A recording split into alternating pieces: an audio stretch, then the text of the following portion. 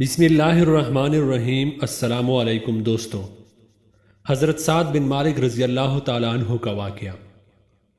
حضرت سعد بن مالک رضی اللہ تعالیٰ عنہ فرماتے ہیں کہ میں اپنی ماں کی بہت خدمت کیا کرتا تھا اور ان کا پورا اطاعت گزار تھا، لیکن جب مجھے خدا نے اسلام کی طرف ہدایت کی تو میری والدہ مجھ پر بہت بگڑی اور کہنے لگی کہ بچے، یہ نیا دین تو کہاں سے نکال لایا ہے؟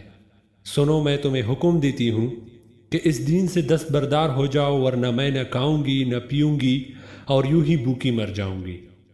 میں نے اسلام کو نہ چھوڑا، میری ماں نے کھانا پینا ترک کر دیا اور ہر طرف سے لوگ مجھ پر آوازیں کسنے لگے کہ یہ اپنی ماں کا قاتل ہے۔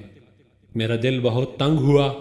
میں نے اپنی والدہ کی خدمت میں بار بار عرض کیا، خوشامدی کی، سمجھایا کہ خدا کے لیے اپنے ضد سے باز آ جاؤ، یہ تو ناممکن ہے کہ میں دین محمد کو چھوڑ دوں۔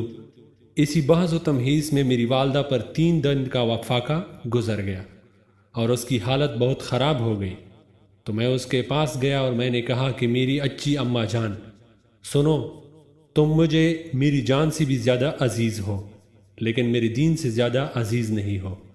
واللہ ایک نہیں تمہاری 100 جانیں ہوں، اور اسی بھوک پیاس میں ایک ایک کر کے سب نکل جائے تو بھی میں آخری لمحے تک اپنے سچی دین اسلام کو نہ چھوڑوں گا، واللہ نہ چھوڑوں گا۔